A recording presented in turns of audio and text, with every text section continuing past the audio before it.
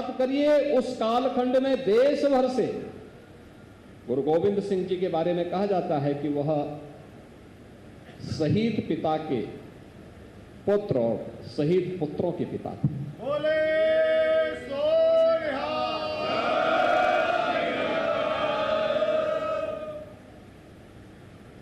और उस समय उन्होंने देश भर से सिखों को बुलाया था। कहते हैं 1 लाख से अधिक सिख एकत्र हुए थे और अपने उन शिष्यों के सामने उन्होंने कहा था कि देश और धर्म के लिए अब मुझे कुछ ऐसे लोग चाहिए जो अपना बलिदान देने को भी तैयार रहे। कौन हो सकते हैं? और पहला एक बलिदान मांगा, फिर दूसरा मांगा और देखते देखते पंच प्यारे उस पूरी सभा से निकले।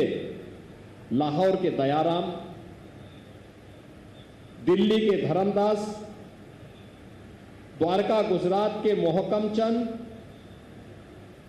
जगन्नाथपुरी के हिम्मत राय, वीदर के साहिब चंद। अब याद करिए,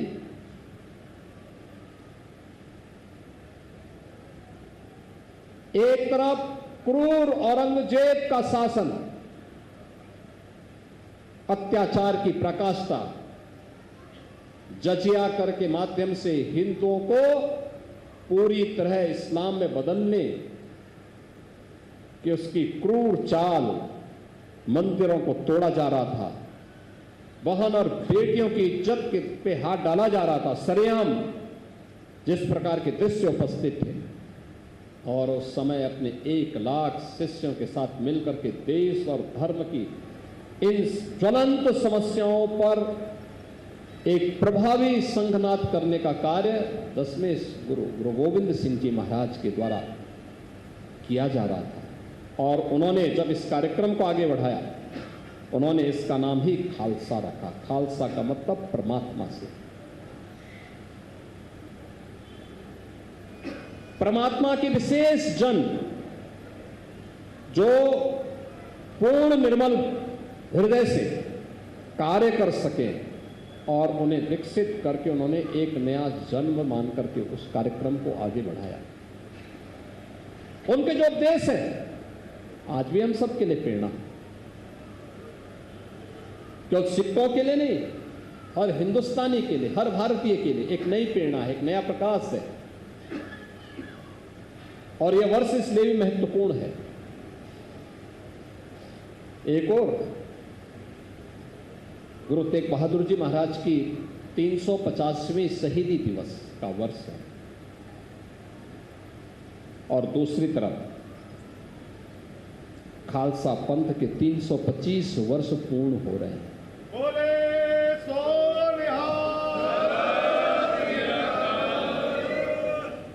यानी 325 वर्ष की इस यात्रा खालसा पंथ ने की है और गुरु गोविंद सिंह जी महाराज के बंदे जहां कहीं भी दुनिया के अंदर गए, अपने जज्बे से, अपने संघर्ष से, अपने शौर्य से, अपने पराक्रम से अपना लोहा मनवाए हैं। यही है गुरु के प्रति सच्ची आस्था का भाव। ये उन्हीं की कृपा है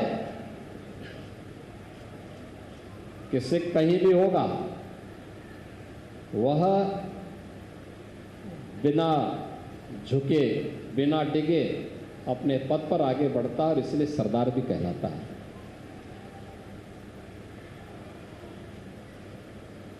बहनों और भाइयों, आज हम सब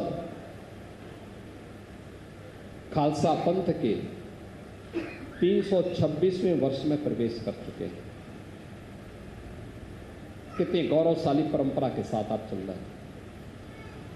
गुरु परंपरा गुरु नानक देव जी से प्रारंभ होकर के आगे बढ़ते बढ़ते और फिर शक्ति के ऐसे पुंज के रूप में पूरे भारत के लिए प्रेरणा का माध्यम बन गया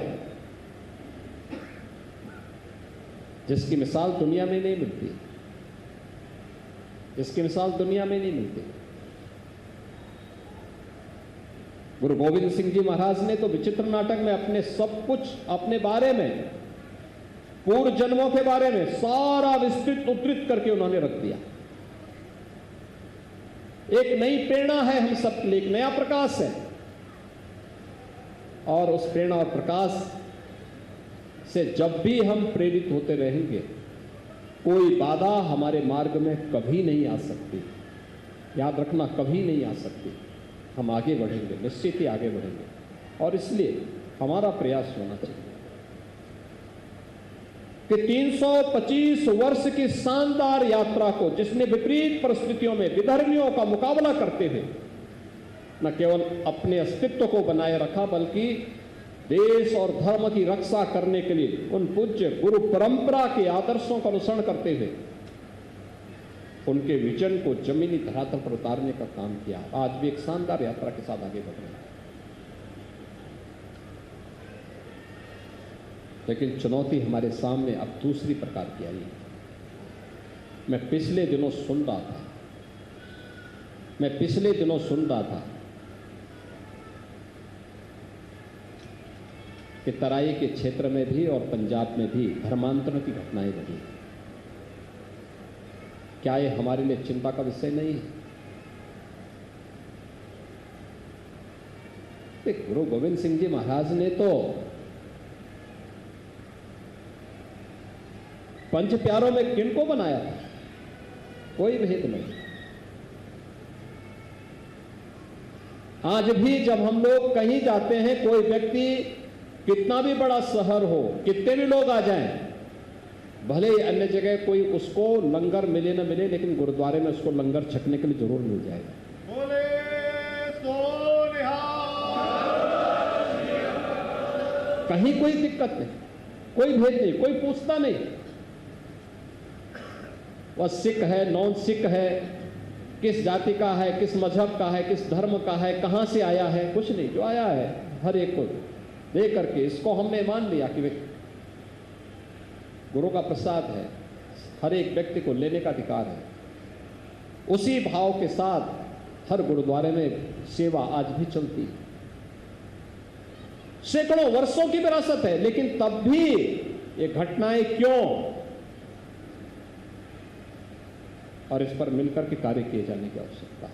दोनों प्रकार से रोकना भी है, लेकिन साथ साथ इसका कारण क्या है, उस कारण का निवारण भी स्वयं निकालना है। बीमारी अगर कहीं है, उस बीमारी का ससमय उपचार होना आवश्यक है। दूसरा, जिस पराक्रम के लिए, जिस पुरुषार्थ के लिए गुरु गोविंद सिंह जी महाराज ने खालसा पंथ की स्थापना की, उस पुरुषार्थ से भागना नहीं है। भागना नहीं है। जो भी कौम अपने पुरुषार्थ से डिगेगी, उसके सामने संकट आएगा। इधर उधर भागने की बजाय जहां पे है वहां पर कार्य को और मजबूती के साथ आगे बढ़ाने की आवश्यकता है। मैं देख रहा हूं तराई के क्षेत्र में जिन्होंने उसे एकदम अनुपजाऊ से उपजाऊ बना दिया, आज वहां सोना उगलने की स्थिति। अब वहां से युवा भाग रहे हैं, कोई ऑस्ट्रेलिया जा रहा है, कोई कनाडा जा रहा है, कोई यूके जा रहा है। क्यों जा रहे हैं भाई? आपने उस क्षेत्र में कुछ नया करिए।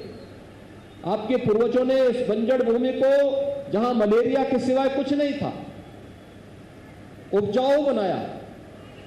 आज उसको और मजबूती के साथ आगे बढ़ाने की आवश्यकता है। अन्य क्षेत्रों में भी इस प्रकार के कार्यक्रम आयोजित किए जाने चाहिए, जिससे गुरु परंपरा के साथ साथ उन उपदेशों का हम अक्सर से पालन कर सकें, जिसके लिए सब जाने जाते थे। और इसीलिए मैं इस बात को बार बार कहता हूं कि हमें गुरु परंपरा के आयोजनों के साथ सभी लोगों को मिल करके उसे आगे बढ़ाना चाहिए, भव्यता के साथ आयोजित करनी चाहिए। नई पीढ़ी के लिए एक नई प्रेरणा और प्रकाश का कार्यक्रम ये बन सके। और हमें प्रसन्नता है, लखनऊ में जो कार्यक्रम हुए आज देश भर में हो रहे हैं। गुरु गोविंद सिंह जी महाराज के 4 साहबजादों के स्मृति में वीर बाल दिवस मांग होती थी, हो नहीं पाता था। एक बार जैसे ही मुख्यमंत्री आवास पर होना प्रारंभ हुआ और उसके बाद आदरणीय प्रधानमंत्री जी ने 26 दिसंबर की तिथि वीर बाल दिवस के रूप में पूरे देश के अंदर घोषित कर दिया। ये आकर्षण था, किसी को भी इससे पहले जवान पे तो सबकी थी, लेकिन कोई इस आयोजन के साथ नहीं जुड़ पाता था।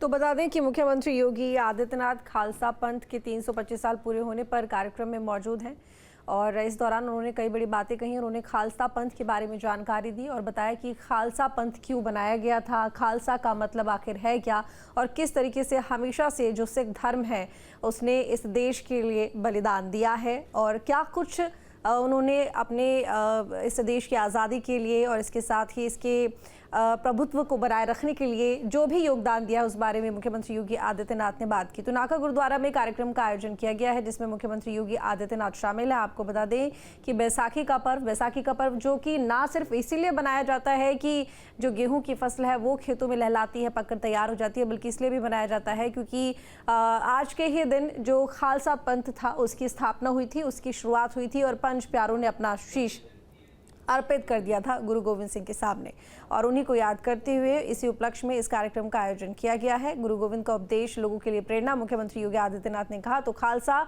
सृजन दिवस कार्यक्रम का नाम इसीलिए रखा गया है क्योंकि खालसा जो पंथ है उसकी शुरुआत आज के दिन हुई, इसी वजह से खालसा सृजन दिवस कार्यक्रम नाम से बैसाखी के पर्व पर ये कार्यक्रम का आयोजन किया गया है जिसमें मुख्यमंत्री योगी आदित्यनाथ शामिल हुए हैं और कार्यक्रम को संबोधित कर रहे हैं।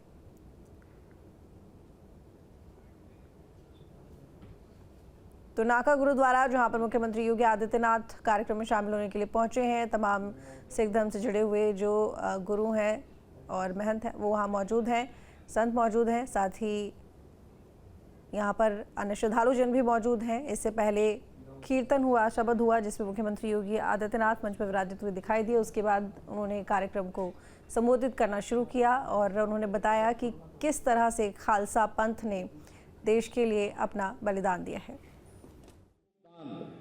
वह व्यर्थ में नहीं जाना चाहिए, पूरे समाज को जोड़ने का माध्यम बनना चाहिए, पूरे समाज को उसके साथ जोड़ करके हमें आगे बढ़ाने की आवश्यकता है। और मैं इस बात के लिए आपको आश्वस्त करूंगा, बहुत भव्यता के साथ आयोजन होने चाहिए। प्रदेश की कमेटी जल्दी से गठित करके वो कमेटी एक बार विजिट करें, हर जगह जाकर के बैठक भी ले लें।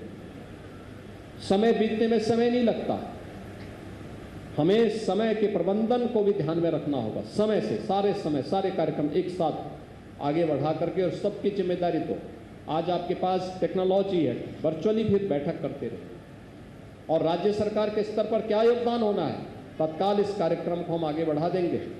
तो यही अपनी गुरु परंपरा के प्रति हमारी ओर से कृतज्ञता होगी, यही होगी और यही कृतज्ञता का भाव जो गुरु परंपरा से आगे बढ़ी है, सिखों की उन्नति और उनकी खुशहाली के पीछे उन्हीं की आशीर्वाद है, उन्हीं की कृपा है।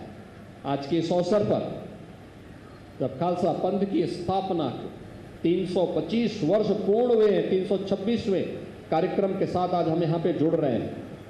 मैं एक बार फिर से आप सबको बैसाखी के साथ साथ खालसा पंथ की स्थापना के इन शानदार अभियान के प्रति हृदय से बधाई देता हूं, अपनी शुभकामनाएं देता हूं और आपको इस बात के लिए आश्वस्त करता हूं कि डबल इंजन की सरकार हमेशा आपके साथ कदम से कदम मिला करके चलने के लिए तैयार रहेगी, हमेशा आपके साथ, आपके सुख और दुख दोनों में आपके साथ सहभागी बनेगी। आप सब मेरे साथ बोलेंगे, बोले सो निहाल, बोले सो निहाल।